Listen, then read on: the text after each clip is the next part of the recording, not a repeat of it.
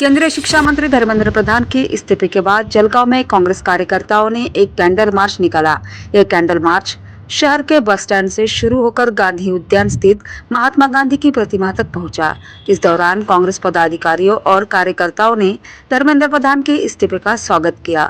साथ ही दिल्ली में हुए विरोध प्रदर्शन में हिस्सा लेने वाले छात्रों का कांग्रेस की ओर से सम्मान भी किया गया। इस कैंडल मार्च में कांग्रेस के वरिष्ठ पदाधिकारियों, कार्यकर्ताओं और बड़ी संख्या में छात्रों ने हिस्सा लिया। Zaki Ahmad, Khandesh Times news, Jalgaon.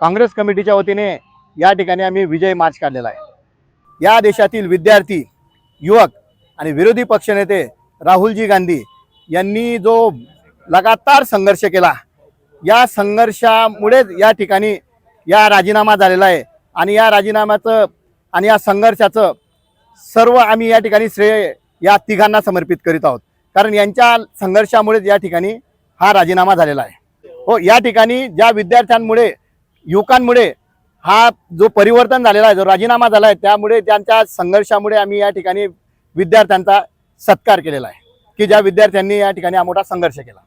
धर्मेंद्र प्रधान यांचा राजीनामा तर झाला आहे, पण त्याचबद्दल आमच्या वेगळ्या मागण्या आहेत।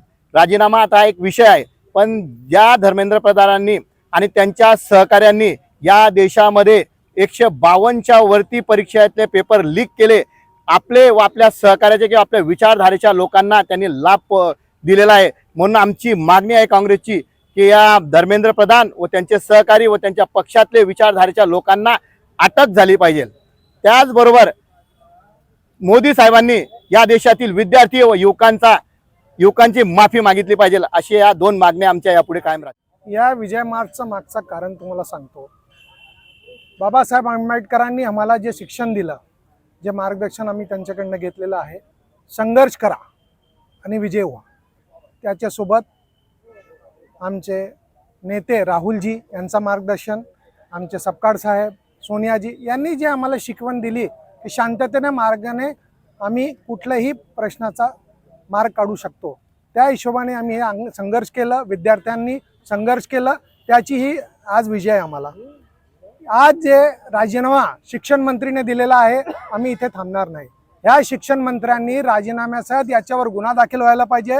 या घोटाळ्यामध्ये जितके लोक सामील आहे यांच्यावर गुन्हा दाखल व्हायला पाहिजे। त्यातले त्यात जे विद्यार्थी शहीद झालेले आहेत, 2 यांनी जे जंतर मंतरमध्ये लाठीचार्ज केला, त्याच्यामध्ये 2 विद्यार्थी शहीद झालेले आहे, त्यांचे पॅरेंट्सला त्यांनी कॉम्पन्सेशन द्यायला पाहिजे। आणि जे विद्यार्थी 24 विद्यार्थी सुसाईड केलेला आहे, त्यांनी 1 कोटी त्यांनी देण्याची घोषणा केलेली आहे, पण खरं ते देणार आहेत का नाही हेही बघावं लागेल। आणि हे सर्व असताना ते गपचूप बसलेले पंतप्रधान मोदी यांनी सर्व जनतेशी माफी मागायची, कारण विद्यार्थी आपला अभ्यास सोडून, आपला शिक्षण सोडून रोडावर आले आणि मोदी सरकारचे जे पोलीसवाले होते त्यांनी एक आरोपीसारखा त्यांच्याशी दुर्व्यवहार केला आहे। तरी आमची ही मागणी आहे आज या दिवशी की त्यांनी पब्लिकची माफी मागावी, ही आमची मागणी आहे।